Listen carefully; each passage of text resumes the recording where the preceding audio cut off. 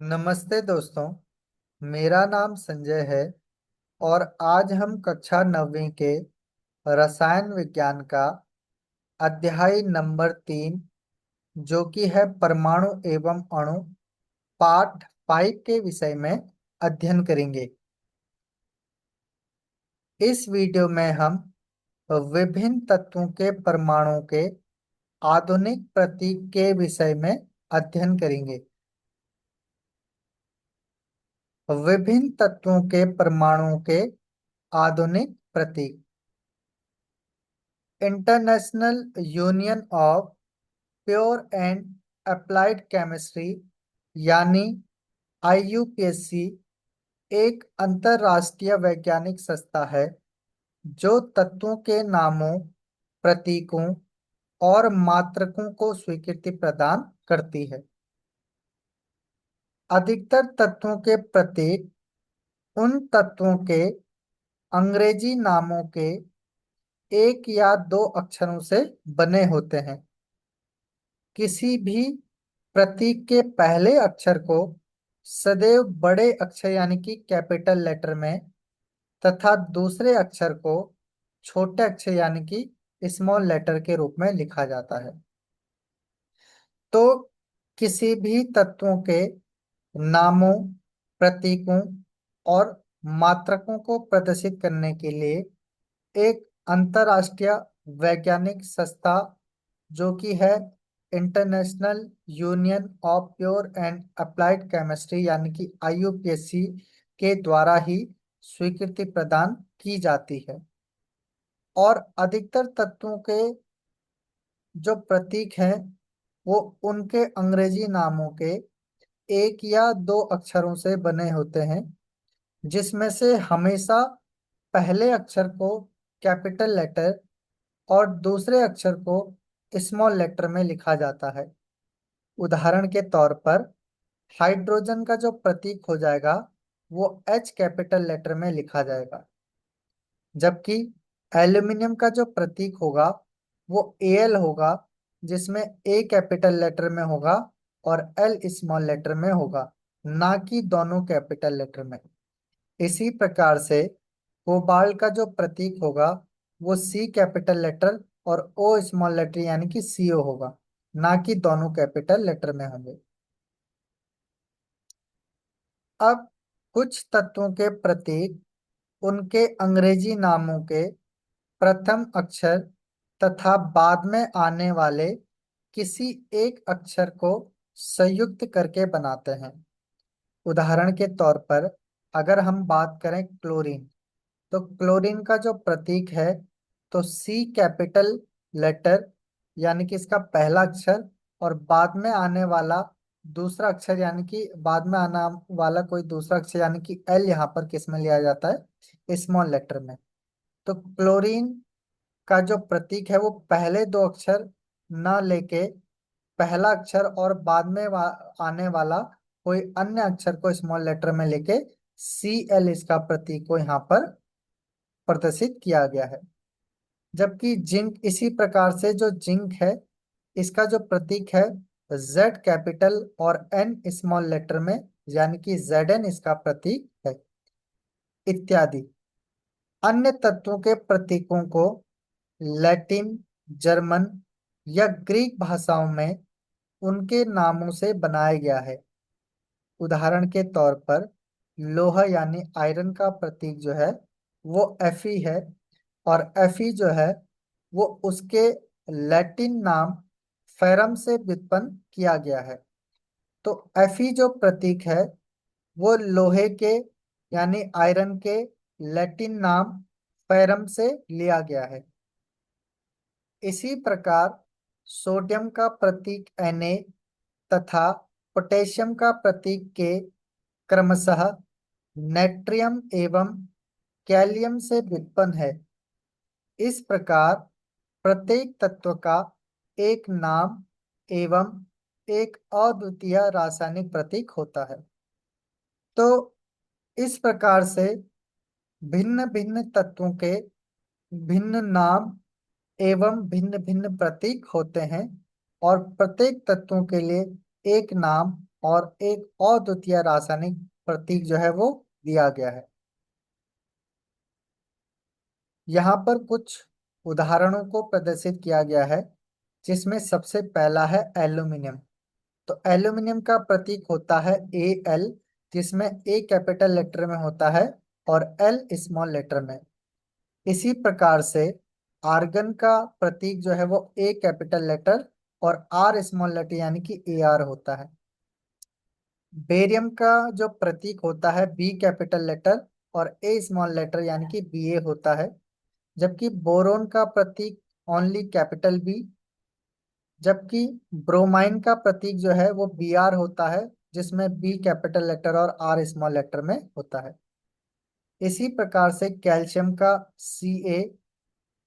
Carbon का जो प्रतीक होता है वो ओनली सी। जबकि क्लोरीन का जो प्रतीक होता है वो सी कैपिटल लेटर और एल स्मॉल लेटर यानी कि सी एल होता है। इसी प्रकार से कोबाल्ट का जो प्रतीक होता है वो सी कैपिटल लेटर और ओ स्मॉल लेटर में होता है यानी कि सी ओ। जबकि कॉपर का जो प्रतीक होता है वो सी यू, सी कैपिटल लेटर और यू स्मॉल लेटर में होता है। फ्लोरीन का जो प्रतीक होता है वो ओनली एफ कैपिटल लेटर में होता है। गोल्ड यानी सोने का जो प्रतीक होता है वो ए कैपिटल लेटर और यू स्मॉल लेटर में यानी कि ए यू होता है। हाइड्रोजन का प्रतीक ओनली एच कैपिटल लेटर में। जबकि आयोडीन का भी आई कैपिटल लेटर में। और आयरन यानी कि लोहे का प्रतीक होता है वो एफ कैपिटल लेटर और ई स्मॉल लेटर यानी कि एफ ई होता है। इसी प्रकार से लेड यानी सीसा का जो प्रतीक होता है वो पी कैपिटल लेटर और बी स्मॉल लेटर यानी कि पीबी होता है। मैग्नीशियम का जो प्रतीक होता है वो Mg होता है, जिसमें जी स्मॉल लेटर और एम कैपिटल लेटर में होता है। नियोन का जो प्रतीक होता है Ne। नाइट्रोजन का प्रतीक जो है वो N। ऑक्सीजन का प्रतीक जो है O। और पोटेशियम का प्रतीक जो है वो K। ये कैपिटल लेटर में होते हैं। सिलिकॉन का प्रतीक SI, जिसमें आई स्मॉल लेटर। सिल्वर का प्रतीक Ag, जिसमें जी स्मॉल लेटर। इसी प्रकार सोडियम का जो प्रतीक होता है वो Na, इसमें a small letter N capital letter में होता है। सल्फर का प्रतीक ओनली एस। यूरेनियम का प्रतीक ओनली यू, ये दोनों कैपिटल लेटर में होते हैं। जबकि जिंक का जो प्रतीक होता है जेड कैपिटल लेटर और एन स्मॉल लेटर यानी कि जेड एन होता है। तो इस प्रकार से यहाँ पर विभिन्न तत्वों और उनसे संबंधित प्रतीकों को प्रदर्शित किया गया है।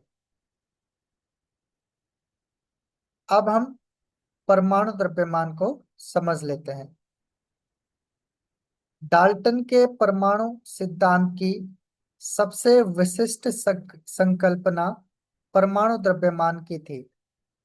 उनके अनुसार प्रत्येक तत्व का एक अभिलाक्षणिक परमाणु द्रव्यमान होता है।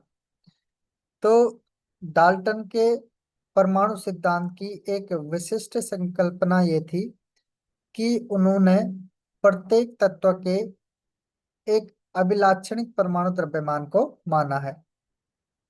डाल्टन का सिद्धांत स्थिर अनुपात के नियम को इतनी भली भांति समझाने में समर्थ था कि वैज्ञानिक जो हैं वो इससे प्रेरित होकर परमाणु द्रव्यमान को मापने की ओर अग्रसर हो गए।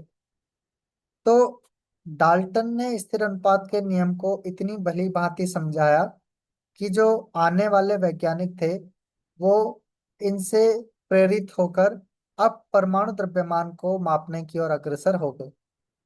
अब चूंकि एक परमाणु के द्रव्यमान को ज्ञात करना अपेक्षाकृत कठिन कार्य था, इसी कारण उन्होंने रासायनिक संयोजन के नियमों का उपयोग एवं उन उत्पन्न यौगिकों के द्वारा सापेक्ष परमाणु द्रव्यमानों को ज्ञात किया। यानी कि यौगिक के द्वारा उन्होंने सापेक्ष परमाणु द्रव्यमानों को यहाँ पर ज्ञात किया। हम यहाँ पर एक यौगिक कार्बन मोनोऑक्साइड यानी कि सी और ओ दोनों यहाँ पर इसमें कैपिटल होते हैं का उदाहरण लेते हैं, जो कार्बन एवं ऑक्सीजन द्वारा निर्मित होता है। अब प्रायोगिक तौर पर यह निरीक्षित किया गया कि 3 ग्राम कार्बन तथा 4 ग्राम ऑक्सीजन के संयोजन से कार्बन मोनोऑक्साइड निर्मित हुई। अगर हम कार्बन और ऑक्सीजन के द्रव्यमान का अनुपात यहाँ पे निकालते हैं तो वो 3:4 निकलता है। इसी कारण हम कह सकते हैं कि 3 ग्राम कार्बन और 4 ग्राम ऑक्सीजन मिलकर कार्बन मोनोऑक्साइड का निर्माण करते हैं। इसी को हम दूसरे शब्दों में कह सकते हैं कि जो कार्बन है वो अपने 4/3 गुणा अधिक द्रव्यमान वाले ऑक्सीजन के साथ संयुक्त होती है। यानी कि जो कार्बन है वो अपने जो है 4/3, ये 3 जो है वो गुणा से यहाँ से भाग में चले जाएगा, तो 4/3 यानी 4/3 गुणा अधिक द्रव्यमान वाले ऑक्सीजन के साथ क्या होती है, संयुक्त होती है। अब मान लीजिए हम परमाणु द्रव्यमान की इकाई को एक कार्बन परमाणु द्रव्यमान के बराबर मान लेते हैं। तो अगर हम परमाणु द्रव्यमान की इकाई को एक कार्बन परमाणु द्रव्यमान के बराबर मानते हैं तो कार्बन परमाणु को यहाँ पर 1 U तथा ऑक्सीजन परमाणु द्रव्यमान को 1.33 U निर्दिष्ट करेंगे, क्योंकि 4/3 को हल करने पर यह 1.33 U प्राप्त हो जाएगा। तो इस प्रकार से जो परमाणु है उनके द्रव्यमानों को यहाँ पर ज्ञात किया गया। अब वैज्ञानिक जब विभिन्न परमाणु द्रव्यमानों की इकाइयों के बारे में शोधरत थे तो उन्होंने प्रारंभ में प्रकृतिजन्य ऑक्सीजन परमाणु के द्रव्यमान के 1/16 भाग को इकाई के रूप में लिया।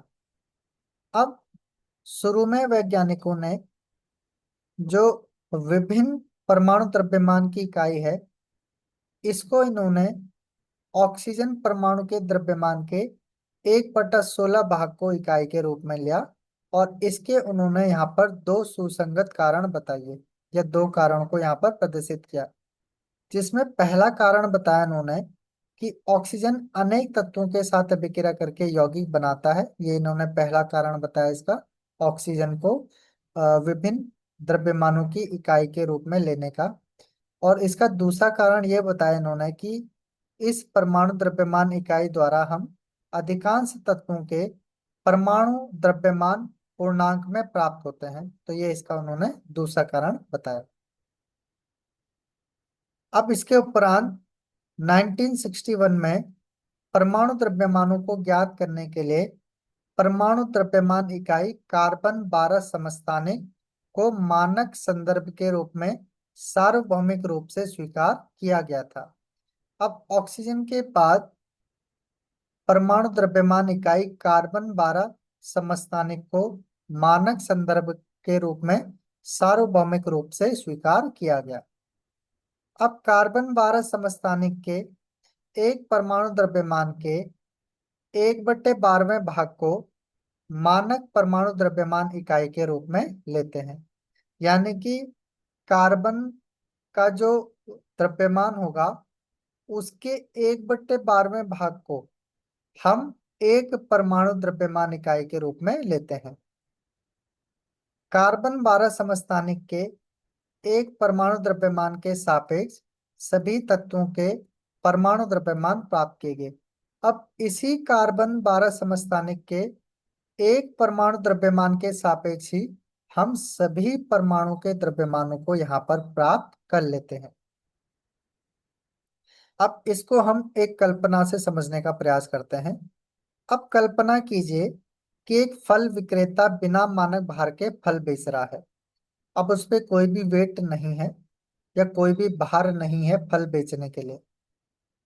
वह एक तरबूज लेकर कहता है कि इसका द्रव्यमान 12 इकाई है।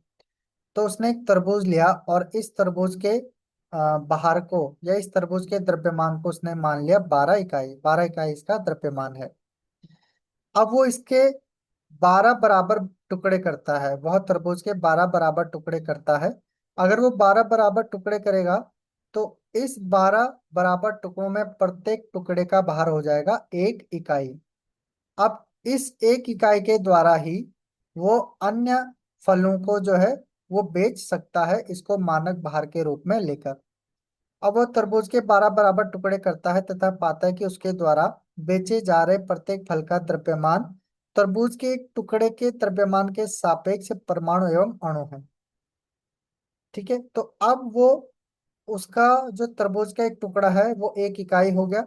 अब इसको बाहर लेकर वो अन्य फलों को यहाँ पर बेच सकता है। तो इसी प्रकार से हम कार्बन के 1/12 भाग को यहाँ पर इकाई के रूप में लेकर अन्य परमाणु के सापेक्ष द्रव्यमान को ज्ञात कर लेते हैं।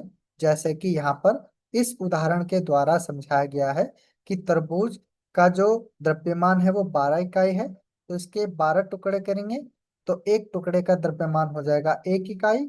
और इस 1 इकाई टुकड़े या तरबूज के एक टुकड़े से हम किसी अन्य फल के द्रव्यमान को ज्ञात कर सकते हैं। इसी प्रकार से कार्बन का जो 1/12वां भाग है, इससे हमने सभी परमाणुओं के द्रव्यमान सापेक्ष द्रव्यमानों को ज्ञात किया है। किसी तत्व के सापेक्षिक परमाणु द्रव्यमान को उसके परमाणु के औसत द्रव्यमान का कार्बन 12 परमाणु के द्रव्यमान के 1/12वें भाग के अनुपात द्वारा परिभाषित किया जाता है। अब किसी भी तत्व का सापेक्षिक परमाणु द्रव्यमान को अगर हमें परिभाषित करना होगा तो वो उसके परमाणु के औसत द्रव्यमान का कार्बन 12 परमाणु के द्रव्यमान के 1/12वें भाग के अनुपात द्वारा यहाँ पर प्रदर्शित किया जाता है। अब हम यहाँ पर कुछ तत्वों के परमाणु द्रव्यमान को यहाँ पर देख लेते हैं। जैसे यहाँ पर तत्व और यहाँ पर उससे संबंधित परमाणु द्रव्यमान को प्रदर्शित किया गया। तो हाइड्रोजन का परमाणु द्रव्य 1U, इसी प्रकार से कार्बन का 12U, यू का मतलब यहाँ पर यूनिफाइड मास से है। नाइट्रोजन का 14U, ऑक्सीजन का 16U, सोडियम का जो है वो 23U, मैग्नीशियम का 24U, सल्फर का 32U, क्लोरीन का 35.5U और कैल्शियम का 40U। इस प्रकार से इन तत्वों के द्रव्यमानों को यहाँ पर सापेक्ष परमाणु द्रव्यमानों को यहाँ पर प्रदर्शित किया गया है। तो आज के लिए इस वीडियो में इतना ही। नेक्स्ट वीडियो में हम पढ़ेंगे कि परमाणु किस प्रकार अस्तित्व में रहते हैं। इसके अतिरिक्त कुछ प्रश्न और उससे संबंधित उत्तरों के विषय में अध्ययन करेंगे और इसके अतिरिक्त हम देखेंगे कि अणु क्या होता है। तो मिलते हैं नेक्स्ट वीडियो में।